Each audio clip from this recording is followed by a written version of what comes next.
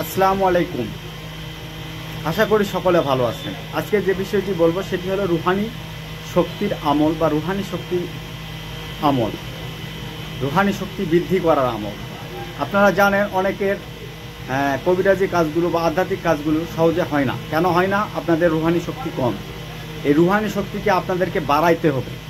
এই রুহানি শক্তি না বাড়া পর্যন্ত আপনাদের কাজ সঠিকভাবে হবে না বা হয় না।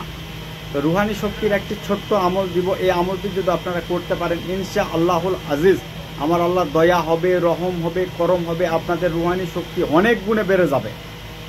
তো এই আমলটি করতে হলে আপনাদেরকে অবশ্যই এজাজত নিতে হবে। এটির কোনো নিয়ম কানুন নেই, আপনারা এটি করতে পারেন। শুধুমাত্র আপনাদের মা বাবা এবং আপনাদের নাম স্ক্রিনে বা আমাদের কমেন্টের মাধ্যমে জানাই দিবেন। ইনশাআল্লাহ সবাইকে অনুমতি দিয়ে দিব, যারা যারা নাম ঠিকানা দিয়ে দিবেন সবাইকে অনুমতি দিয়ে দিব। তো এই আমলটি যদি আপনারা করতে পারেন একটানা 40 দিন বা 41 দিন, তাহলে ইনশাআল্লাহ আপনাদের রুহানি শক্তি অনেক গুণে বেড়ে যাবে। তো এই রুহানি শক্তির মাধ্যমেও আপনারা অনেক কিছু করতে পারবেন। আমি বিস্তারিত একটি ভিডিওতে আপনাদেরকে বলবো। তার আগে বলবো, যারা আমাদের চ্যানেলে নতুন বা আমাদের ফেসবুক পেজে নতুন, অবশ্যই আমাদের চ্যানেলটি সাবস্ক্রাইব এবং ফেসবুক পেজটি ফলো করে রাখবেন এবং পাশাপাশি লাইক, কমেন্ট এবং শেয়ার করে দিবেন। তো এই রুহানি শক্তির আমল করতে হলে আপনাদেরকে কি করতে হবে বা কিভাবে করতে হবে? এই রুহানি শক্তির আমল করতে হলে আপনাদেরকে জালালি এবং জামেলি পরহেজ করতে হবে। এবং অবশ্যই আপনাদেরকে একটি জিনিস আমি বলবো, সেটি হলো মনকে দৃঢ়ভাবে, মনকে শান্তভাবে এই কাজটি করতে হবে। মনের মধ্যে কোনো উদ্ভট কোনো চিন্তা ভাবনা আনা যাবে না। এটি একটি মেডিটেশন বা ধ্যান বা মুরাকাবা। তো এটি করতে হয় কিভাবে? এটি যে কোনো দিন থেকে আপনারা শুরু করতে পারেন। সবচেয়ে ভালো হয় বৃহস্পতিবার দিবাগত রাত থেকে শুরু করলে। তো এটি করার আগে আপনাদেরকে কি করতে হবে? অবশ্যই পাক পবিত্রতা অবস্থায় থাকতে হবে এবং আপনাদেরকে করতে হবে কি? আপনাদেরকে করতে হবে একটি নির্দিষ্ট কক্ষ বা নির্দিষ্ট স্থান যেখানে লোকজনের সমাগম কম এবং ঝুটঝাট শব্দ কম আসবে, এরকম একটি পরিবেশ বেছে নেবেন। এবং তারপর আপনারা মেডিটেশন বা সে ধ্যানটি বা মুরাকাবাটি করতে পারেন ছোট্ট একটি আল্লাহর নামের সঙ্গে। তো এটি করতে হবে আপনাদেরকে কিভাবে বা কি নিয়মে আমি আপনাদেরকে আরও বিস্তারিতভাবে বলে দিব। আর যারা তন্ত্র মন্ত্র শিখতে আগ্রহী বা ইসলামিক তদবির বা ন্যাচারাল ট্রিটমেন্ট শিখতে আগ্রহী, তারা সরাসরি আমাদের চেম্বারে যোগাযোগ করবেন বা আমার হোয়াটসঅ্যাপ নাম্বারে যোগাযোগ করবেন।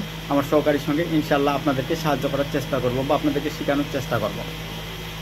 তো আপনারা জানেন আমাদের অনলাইন ক্লাস মোটামুটি শেষের দিকে।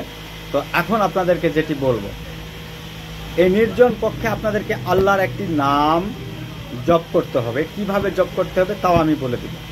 তো অবশ্যই এটি পাক পবিত্রতা অবস্থায় করতে হবে। সবচেয়ে ভালো হয় আপনারা যদি তাহাজ্জুদের নামাজ পড়েন, তাহলে তাহাজ্জুদের নামাজের পর এই আমলটি করা সবচেয়ে শ্রেয়। এই আমলটি করতে হবে নির্ধ্যানে, নির্দ্বিধায় বসে এক ধ্যানে। যদি তাহাজ্জুদের নামাজ পড়েন, তাহাজ্জুদের নামাজের পর এক ধ্যানে বসে আপনারা জিকির করবেন চোখ বন্ধ করে এবং মনকে শান্ত করে। মনে মনে কল্পনা করবেন আল্লাহর রুহানি ফায়েজ, আপনার আল্লাহর রুহানি শক্তি আপনাদের মধ্যে আছে বা আসতেছে। তো গুরু ধরা ব্যতীত এটি সহজে হয় না। আপনারা যারা গুরু ধরা রয়েছেন বা পীর মাশায়েখ ধরা রয়েছেন, তারা স্ব গুরুর ফেস সম্মুখে নেবেন, নিয়ে এটি আমল করার চেষ্টা করবেন।